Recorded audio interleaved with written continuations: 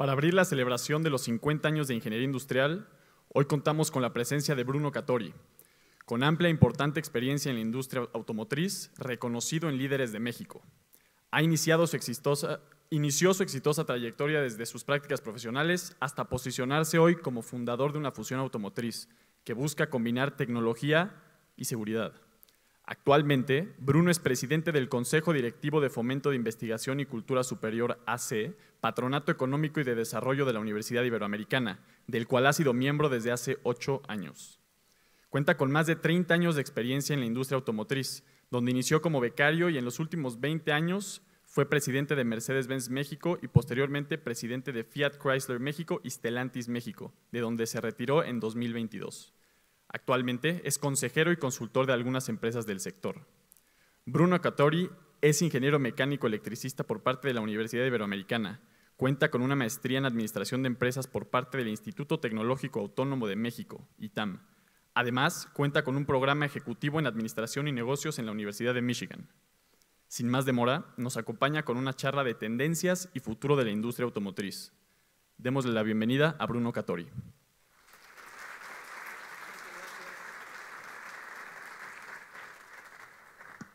Bueno, muchísimas gracias por la invitación. Siempre para mí es un gusto regresar a la universidad, especialmente ahora que estoy rodeado de ingenieros. Como ya vieron, yo soy egresado, ya en 1987, ya cuando yo creo que tenía 20 y tantos años apenas la carrera, pero siempre me da muchísimo gusto y hoy vamos a hablar de un poquito de tendencias de la industria automotriz y que quizás la industria automotriz es una de las empresas que más ingenieros demandan. Casi todos los que trabajamos allí somos ingenieros y está viviendo uno de sus procesos de transformación más importantes, ¿no? La industria, como saben, inició en 1886, tiene casi 150 años y a lo largo de su historia fue desde luego evolucionando, pero nunca esta es la primera vez que va a haber una transformación total de lo que hoy conocemos como un automóvil y que ya lo hemos empezado a ver y es un poquito los grandes retos que les quiero plantear. Lo voy a hacer de la manera corta, muy rápido posible, más como una introducción para que posteriormente tengamos pues, un diálogo para escuchar sus inquietudes y conversar sobre ellas, ¿no? Entonces, sin más, le puedes poner a la siguiente, por favor. Entonces, hoy la industria automotriz está viviendo estos 3 grandes retos. El primero es la neutralidad de CO2, que está con la reducción de dióxido de carbono, que sabemos todo lo que ve en el calentamiento global, lo van a ver. El segundo gran tema es toda la conectividad. La conectividad que me refiero, el auto con el medio ambiente para diagnósticos, para información, para muchísimas otras cosas. Y el tercer gran reto es el manejo autónomo, que como saben ha habido grandes avances y hoy tenemos también, lo comentaba hace un momento, grandes complicaciones legales en el tema de la autonomía de los vehículos. Siguiente, por favor. Yo creo que es el tema donde más me voy a centrar el día de hoy, que va muy ligado a por qué el tema del CO2. Aquí esto es un recorte periódico que tomé hace apenas unos días, que se ve lo que ha realmente sucedido. Hoy como nunca, y creo que el huracán de hoy de la mañana, que es el huracán que ha evolucionado más rápido en la historia de tormenta tropical a un huracán categoría 5. ¿Esto qué viene a ser? Es parte del cambio climático ocasionado por el exceso de emisiones que producen en muchos casos los automóviles, pero no solamente los automóviles. Entonces, esto es un caso, hay sequías, entonces estamos viendo casos importantes que van a tener, ya tienen hoy repercusiones económicas, políticas y sobre todo humanitarias en todo el mundo. Ante esto, la siguiente, por favor. De esto hemos visto, aquí solamente demuestra que hoy 64% de los compradores a nivel mundial consideran que conservar el ambiente es una de las cuestiones fundamentales a la hora que están decidiendo comprar un automóvil. Entonces lo que estamos viendo que esto no es solamente una moda, es una necesidad y hoy en día se convierte en un factor muy importante de compra y por lo tanto de supervivencia de la industria automotriz. Por favor, siguiente. Estas son las armadoras, pues vamos a decir, tradicionales. Ahí vemos a Mercedes-Benz, que fue justamente el creador del automóvil en 1886. Estas son las armadoras pues, más grandes que existen en el mundo. Todas estas armadoras tienen compromisos, no me voy a detener en cada uno de ellos, pero tienen compromisos de cumplir con la neutralidad de carbono hacia el año 2050. La neutralidad de carbono, ¿qué es? No solamente es reducir las emisiones de los vehículos a cero, sino en todo el proceso de producción y transportación que también tengas una neutralidad de carbono. Es sin duda alguna de por sí un reto enormemente grande y de transformación total de lo que han hecho los últimos 150 años. Aquí, con toda intención, no puse quizás dos marcas que hoy empiezan y que se adelantaron a esa transformación y que quizás hace 10 o 20 años nunca hubiéramos pensado que un newcomer a la industria estuviera hoy en el top of mind de la industria como lo es un Tesla, que vino a cambiar no solamente la transportación con cero emisiones, sino que es una marca reconocida en todos los rincones del mundo. Y recientemente una marca china, BYD, que inició haciendo baterías, empezó haciendo las baterías de los iPhones, es hoy en día el número 1 en ventas en vehículos eléctricos a nivel mundial. Esto demuestra cómo las reglas del juego están cambiando radicalmente. Y además de todo vemos que aquí no había en la industria tradicional marcas chinas en particular. Y hoy vemos que las marcas chinas son un jugador muy importante en esta transformación. Porque ellos llegaron tarde a la fiesta, pero llegaron y ya hoy tienen mucho más enfoque en la producción de vehículos cero emisiones. Y no es hoy si saben, el 85% de las baterías de automóvil que se fabrican hoy en el mundo se fabrican en China. Entonces ahí se ve cuál es el liderazgo y cómo este proceso de transformación no está solamente en estos grandes retos, sino que tenemos nuevos jugadores que están siendo todo un reto para estas grandes armadoras tradicionales, que tienen que no solamente irse al futuro del automóvil, sino hacer frente en esta, vamos a decir, transformación, porque tienen que jugar en los dos juegos, ¿no? Combustión interna y irse finalmente a un esquema de cero emisiones o baterías o celdas de combustible y demás, que hay muchas tecnologías que han ido evolucionando. Siguiente, por favor. Entonces aquí vemos estos dos paradigmas importantes, ¿no? ¿Qué está haciendo la industria por un lado? La industria tiene que desarrollar la tecnología para reducir de forma integral las emisiones de CO2. Después de todo, en esta transformación están mezclando estas tecnologías para hacer frente a esta transformación, porque no se puede crear y vender algo que no es rentable. Entonces todos tienen un poquito, ahorita lo vamos a ver en la lámina siguiente, cuál es esta mezcla de tecnologías que está funcionando en esta transición. Y lo que comentaba hace un momento, hay empresas como un Tesla o un BYD que ya no necesitan hacer ese paso de tecnología, sino que ellos están ya en lo que hoy sería la tecnología final, que es 100% eléctricos.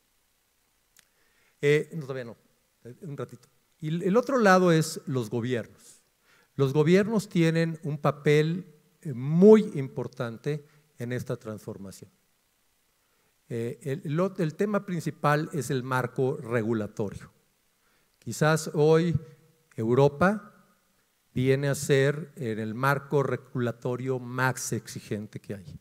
Muchas armadoras han reclamado a los gobiernos europeos que van demasiado rápido.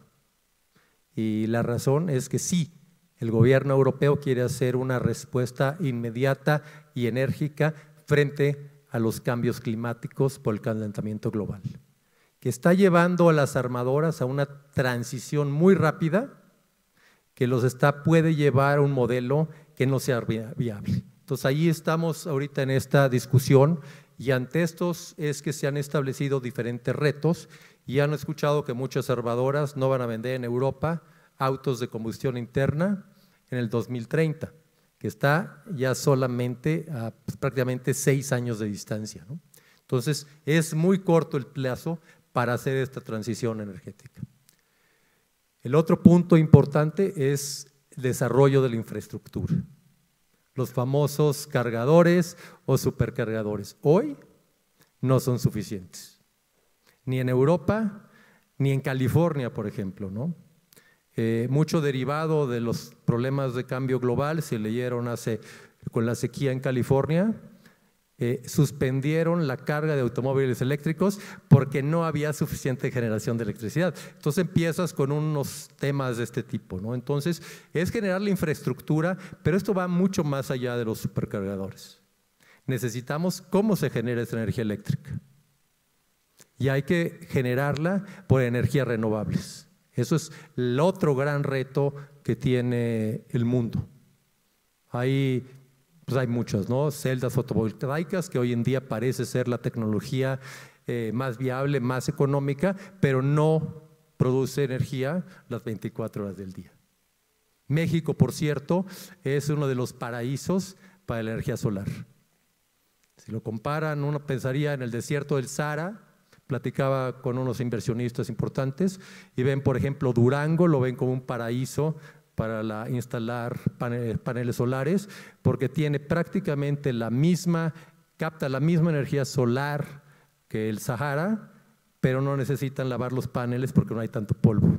Entonces empiezas a ver ese tipo de cosas y ahí se empieza a ver cómo hay mucho potencial y viabilidad en generar estas energías renovables, ¿no? La energía nuclear, que ha estado tan debatida en este tema, puede ser una buena fuente de energía limpia para generar energía cuando las otras energías renovables no la pueden producir, ¿no? Entonces ahí hay todavía una manera de cómo se va a ir adaptando esta parte para tener suficiente energía para cargar los automóviles que van a necesitar esa carga para moverse hacia el futuro. Y el otro tema importante es ayudar a generar la demanda, que este es un tema muy importante, muy polémico también. ¿Por qué dar un incentivo para que alguien compre un coche de las nuevas tecnologías? Es difícil, es complicado. Sin embargo, empiezas en un tema del huevo o la gallina. Si no hay suficientes subsidios o incentivos, no generas la demanda para que exista infraestructura, para que la gente lo pruebe. Entonces hay diferentes reglas en todos lados para realmente motivar la compra de vehículos eléctricos, ¿no? En Norteamérica, en Estados Unidos, es el famosísimo estos $7,500 de incentivos, que pueden llegar hasta 11,000. En China, por ejemplo, en Shanghai, una placa para un coche de combustión interna te cuesta algo así como $80,000 y tienes que esperar años. Si es un vehículo eléctrico, no te cuesta nada y te la dan de inmediato. Entonces empiezan a generar incentivos interesantes para acelerar esa transformación. Siguiente, por favor. Entonces aquí vemos cuáles son estas tecnologías que han venido pasando en la industria. Ahí ven, primero se hicieron motores más eficientes, normalmente motores más chiquitos, motores turbos, que sí te bajan un poquito la emisión.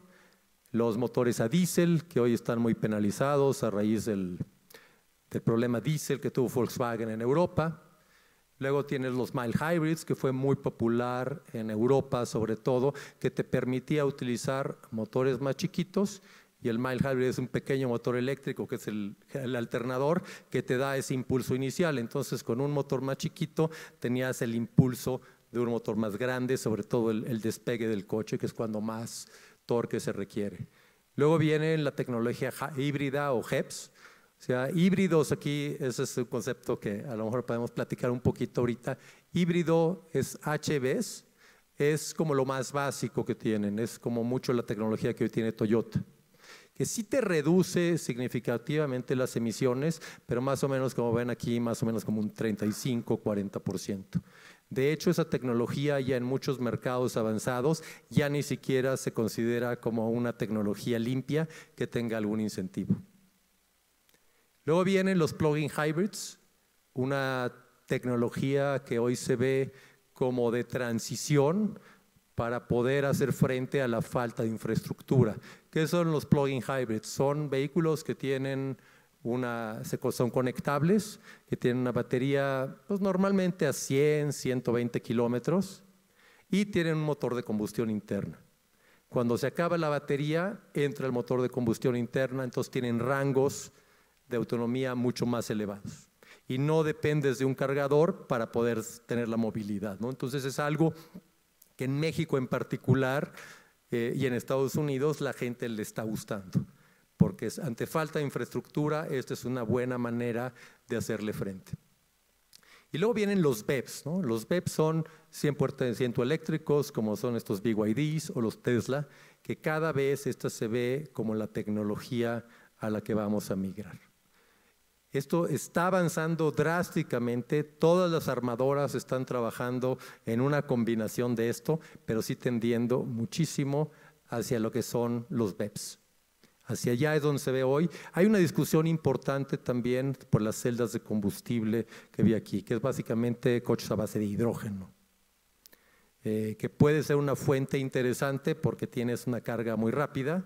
Sin embargo, el hidrógeno, pues aquí los ingenieros es que es una molécula sumamente inestable, ¿no? Entonces tiene todavía retos importantes desde el punto de vista de seguridad, pero finalmente podría ser una tecnología totalmente limpia porque produce vapor de agua de la combustión, ¿no? Entonces realmente aquí estamos evolucionando en todos estos caminos. Siguiente, porfa. Aquí vemos cómo está el tema y vemos que realmente hoy vemos que para el 2030 más o menos veremos que el 50% de los coches que se vendan en el mundo serán cero emisiones, muy concentrados en los mercados más avanzados, básicamente Europa, algunos de Asia y Estados Unidos lo vemos rezagado, posiblemente esté en un 30-35. Entonces realmente la tendencia mundial va a ser allá, pero lo vamos a ver en la siguiente gráfica, pues esto no es muy parejo, ¿no? Este desarrollo lo ven, ¿no? O sea, ves Asia-Pacífico, hoy en día China, pues es el país del mundo en donde más eléctricos se venden. Y es el que más eléctricos produce y ahí se producen las baterías. EMEA, que es Europa, también trae un avance importante, pero no tan rápido. Y finalmente vemos Latinoamérica, que prácticamente va muy, muy retrasado, ¿no? Y Norteamérica básicamente lo impulsa Estados Unidos y Canadá. Entonces ven cómo sí es muy dispar esta evolución y ahí sí se ve que hoy día en Asia es donde mayor avance hay y donde también mayor mercado para vehículos eléctricos hay. Siguiente, por favor. Y aquí se ve, pues básicamente, pues, cuál es lo que está pasando en México, ¿no? Estas son las proyecciones que tenía el gobierno y no han hecho nuevas, estas son proyecciones pues básicamente jaladas del gobierno anterior, donde están viendo que apenas se va a alcanzar el 12% de vehículos cero emisiones. O sea, realmente sí vemos en México un rezago muy importante. Sin embargo, sí vemos cambios muy relevantes de lo que va a pasar. En los últimos años, básicamente gracias al avance tecnológico que hemos visto, sobre todo viniendo de China, los chinos son los primeros que han logrado hacer vehículos cero emisiones accesibles al mercado. Hoy en la tarde viene Jack y les va a platicar un poquito de esto. Jack está trayendo a México, pues hoy tienen vehículos eléctricos de alrededor de 500,000 pesos, que esos no existían hace apenas unos años. Y el mundo occidental no era capaz de fabricar cero emisiones a esos niveles de precio. Hoy vemos ya una evolución muy importante hacia allá. Siguiente, por favor. Por el tema de infraestructura, pues aquí lo vemos, ¿no? Hoy en México se estima que hay 3,000 cargadores instalados.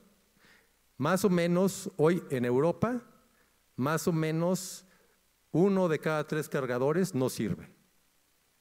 En México, pues no sabemos, pero posiblemente, yo creo que en el mejor de los casos, estaremos por esos lugares. Y otra cuestión muy importante es que esos cargadores no son supercargadores. Entonces eso es algo muy importante. La gran mayoría de estos 3,000 cargadores que hay en México son cargadores que en cargar una batería para 100 kilómetros te toma algo así como 6 o 7 horas. Y para estaciones de carga se requiere que sean mucho más rápidos. Estuve en China hace unas semanas y hoy en día ya tienen tecnologías que en 10 minutos puedes cargar para más de 200 kilómetros un coche. Entonces sí se ve que hay una evolución muy rápida hacia allá y por eso es que esto de las celdas de combustible lo dejan un poquito de lado, porque hoy en día sí, los chinos ya han logrado tecnologías de baterías que logres una carga muy rápida y una autonomía mayor. Siguiente, por favor. Y para terminar, vemos aquí cuáles son estos tres grandes retos de la electromovilidad. La primera parte es infraestructura, que creo que es un tema, sobre todo en México, creo que es un tema que hemos estado discutiendo durante todo el tema energético durante los últimos años, y México ha perdido el paso en la creación de energías renovables, ¿no? Y eso es un tema importante que vamos a tener que hacer un catch-up tarde o temprano. Y a pesar de que México, pues como lo decía hace un momento, tiene muchísima viabilidad para todo lo que es electrofotovoltaico, ¿no? Que es una gran energía, es muy barata y México tiene el sol para hacerlo, ¿no? Pero eso no nos va a ayudar a resolver todo el tema. Pero lo que sí es claro es no vamos a poder hacer movilidad eléctrica produciendo con combustóleo, ¿no? Eso realmente pues no estamos logrando lo que decía, una huella de carbón tendiendo hacia cero. El tema de baterías, creo que hay grandes retos importantes. El tema es rango y velocidad de carga. Y yo les decía, eso continúa siendo un reto. Sin embargo, hoy sí existen tecnologías, sobre todo en China, donde están logrando rangos mucho más amplios y sobre todo una velocidad de carga muy importante.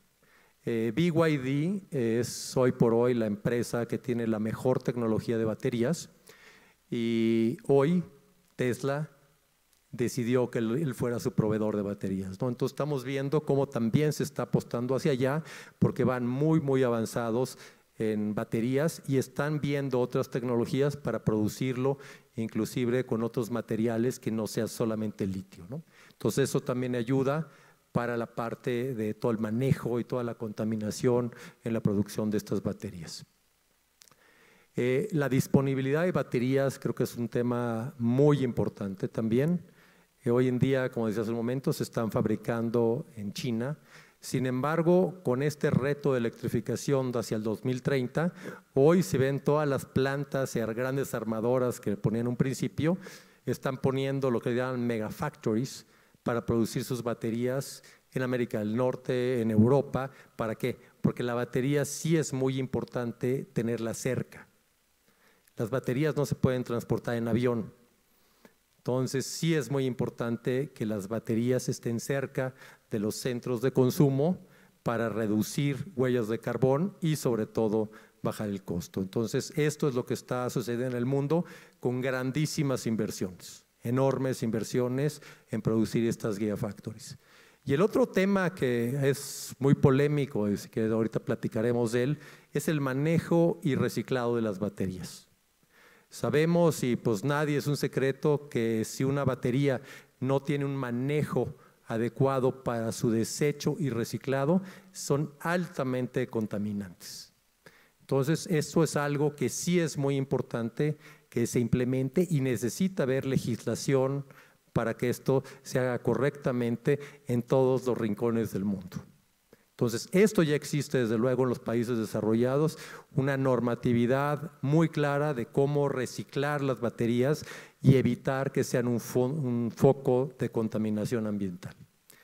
Y el otro tema importante es el tema de costos, incentivos y costo del vehículo para que pueda llegar al mercado a un costo accesible. Se han hecho avances muy importantes, hoy ya vemos en todas las marcas, precios mucho más abajo de lo que vendíamos hace apenas unos años. Sin embargo, el mercado y los fabricantes que van más avanzado en esto son los chinos. En unos meses tendremos en México productos chinos que estarán por debajo de los 400,000 pesos, 100% eléctricos, con autonomías de 500 kilómetros y cargas de 200 kilómetros en menos de 10 minutos. Esto lo vamos a ver en muy poco plazo y ese es un reto adicional a toda esta ecuación, que todos los fabricantes en esta transformación todavía no llegan a esos costos porque tienen que seguir manejando esta fuerte inversión que todavía tienen en combustión interna. Pero la evolución ahí está. Realmente un tema muy transversal entre esos tres retos se llama software. Hoy todas las industrias automotrices ven básicamente de un reto de un auto mecánico se va a convertir realmente a un software sobre ruedas. Hoy el reto más importante y donde hay más avances es en un software para lograr la conectividad, la autonomía y también la neutralidad de carbono. Estuve en una armadora china y hoy ellos tienen 3,500 ingenieros trabajando en software, baterías y motores eléctricos. Y para febrero del año que entra van a tener 10,000. Entonces ves esta velocidad y necesidad de ingenieros, y creo que estamos entre ingenieros, ves el potencial tan grande que tiene que ser esto. Porque es un software que no es un tema de IT.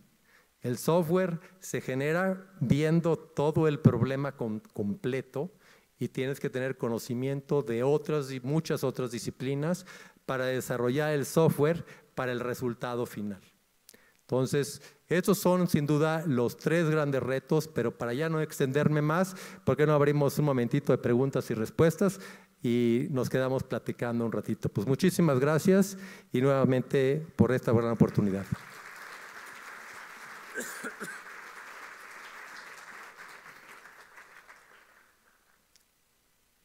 No sé si alguien tenga alguna pregunta o comentario.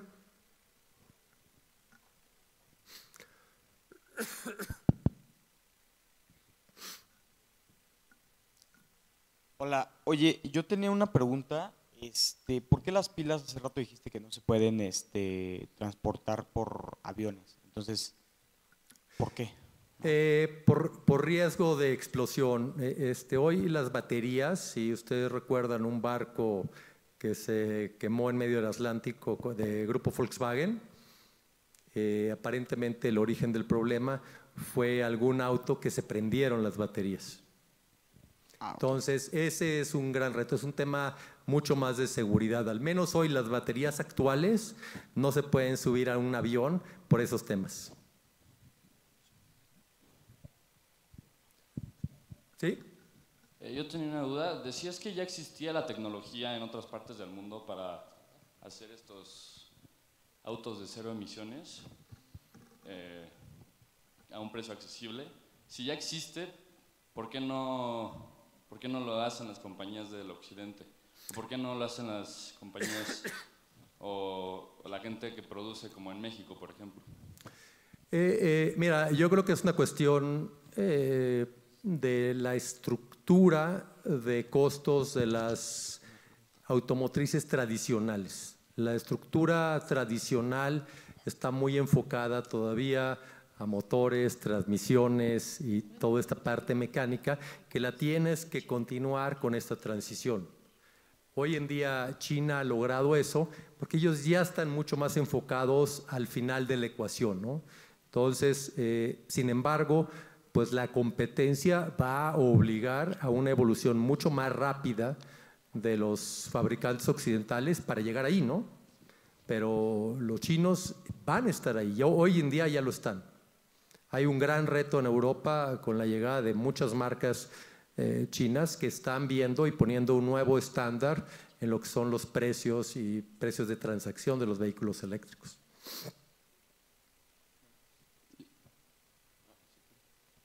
Yo tenía una pregunta sobre lo que dijiste de en Durango, que es un paraíso para la energía solar. ¿Ya se está explotando ese mercado o cómo funciona? Sí, sí hay varios, pero pues no los que debería haber, ¿no?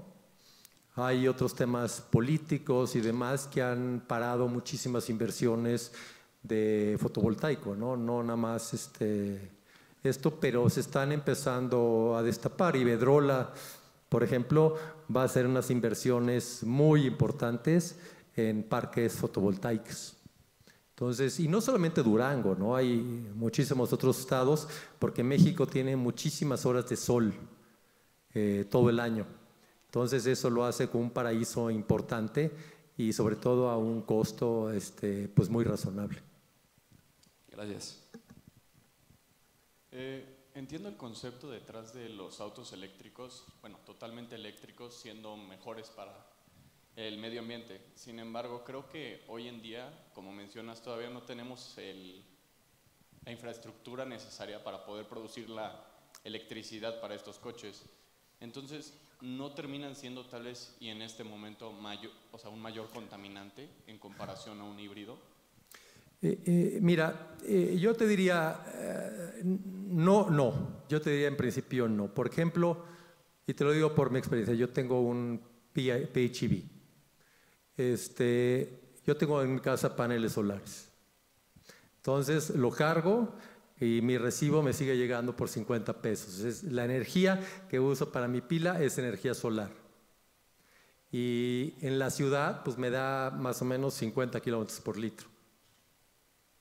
Entonces, empiezas a ver, todo depende cómo generes la energía, pero yo creo que hoy en día sí hay manera de lograr que sea mucho mejor para el medio ambiente, pero desde luego, cuando una vez que se genera la infraestructura y esa electricidad que se alimente ahí, venga de fuentes renovables o energías limpias, como podría ser una energía nuclear, que ya hay grandes debates al respecto, pero podría realmente ser un modelo interesante, ¿no? La celda fotovoltaica es otra manera, pero finalmente para producir el hidrógeno lo vas a producir con electricidad. Entonces, finalmente todo se está llegando de una o de otra manera a la energía eléctrica y yo creo que hoy en día sí hay manera de producirla y que sea 100% renovable. Gracias. Hola, de este lado.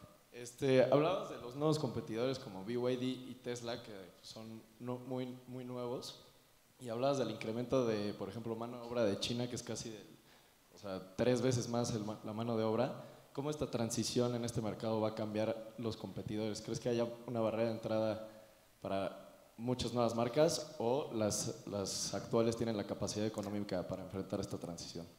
Mira, yo creo que es una gran discusión al respecto, ¿no? Pues yo digo, yo estoy muy metido en la parte automotriz, ahora más metido en la parte del lado de la distribución, pero pues hoy en día ya están llegando, ya ves muchas marcas, hoy en día está BYD, está Great Wall, está Chery, está Geely, Changan, o sea, son marcas grandes con muchísima tecnología, muchísimos recursos y que desde luego México les interesa como mercado, pero también hay que decirlo porque está en Norteamérica, ¿no? Estás nada más a unos metros de Estados Unidos. Entonces es un tema interesante y yo creo que va a haber una gran transformación de la industria automotriz mexicana. Yo creo que va a haber una pulverización del mercado. No todos los que llegan van a sobrevivir bien y no todos los que están van a sobrevivir, ¿no? Como es en todas las transiciones. En Chile esto ya tiene pues muchísimos años. En Chile las marcas chinas tienen básicamente 50% del mercado. Entonces, ¿llegará al 50% del mercado en México? Pues no lo sé, ¿no? Pero sin duda hoy en día sí los productos hechos en China sí tienen, pues yo creo que mucho éxito en el mercado mexicano. Hoy General Motors más o menos el 75% de su volumen lo hace con vehículos importados de China. Entonces empieza a ver ya esa transformación con marcas que no necesariamente son chinas, pero vienen muchos chinos que van a pues, hacer mucho ruido en el mercado y yo creo que sí, mucho cambio en el mercado y finalmente pues yo creo que todo esto será en beneficio del consumidor. Hola, buenas tardes. Estoy hasta acá atrás. Ah, ya te vi. Hola. Oye, una pregunta. Está muy interesante que vengan todas estas marcas chinas, todo lo eléctrico, pero ¿qué estamos haciendo, por ejemplo, aquí en México para que tú tengas un centro de carga, digamos, en una carretera? Porque yo creo que ahorita está todo muy urbano, muy aquí de cerca, pero te quieres ir a Monterrey, ¿dónde cargas? ¿Te tienes que meter a un centro comercial o qué pasa ahí? Esa parte, ¿cómo la está previendo el gobierno o las instituciones privadas? No sé. Mira, yo creo que hoy en día he platicado con muchos fabricantes, sobre todo los chinos, sí tienen planes de hacer una red de carga y es apostarle, ¿no? Porque empiezas en un tema del huevo o la gallina. Si pongo la electrolinera, tengo suficientes coches para que carguen ahí, o sea, ese es un tema, pero finalmente hay que romper ese círculo vicioso y dispararlo. Y justamente hacia allá van mucho los incentivos. Si tú ves en Estados Unidos hoy, el gobierno te da un subsidio de más o menos 50% de lo que cuesta un cargador. Entonces esa es la manera de empezar a disparar estos proyectos, ¿no? Porque es difícil que hoy pueda ser un modelo de negocio porque empiezas con esta disyuntiva del mercado. Entonces yo creo que hay que ver cómo se van a ir desarrollando, yo creo que tarde o temprano se van a tener que desarrollar y por eso es que veo yo en lo personal que estos híbridos enchufables puede ser una buena respuesta en esta transición, porque te da, vamos a decir, las bajas emisiones en las ciudades y te da el rango de manejo sin necesidad de carga, ¿no? Muchas gracias.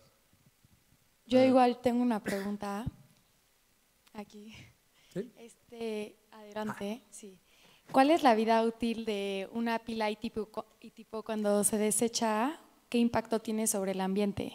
Mira, las pilas normalmente tienen 10 años de garantía. Quiere decir que su vida útil va a ser más que esto. Básicamente el tema es reciclarlas totalmente. O sea, hoy en día para una pila de estas la tienes que meter como en un portafolio para que no se vaya a incendiar, sobre todo porque viene dañada, y la mandas normalmente a un centro donde hay reciclado. ¿Qué van a hacer? Todos los minerales, todas las partes los van a volver a reutilizar para hacer una batería nueva. O sea, yo creo que todo este proceso que viene aquí mucho se va a utilizar la economía circular en toda la industria automotriz. No solamente como una fuente de ahorro, sino para reducir finalmente el impacto que tiene en el ambiente. Gracias. Muchas gracias, ingeniero Bruno Cattori. Por favor, aplaudan. Muchas gracias. Muchísimas gracias. Excelente conferencia.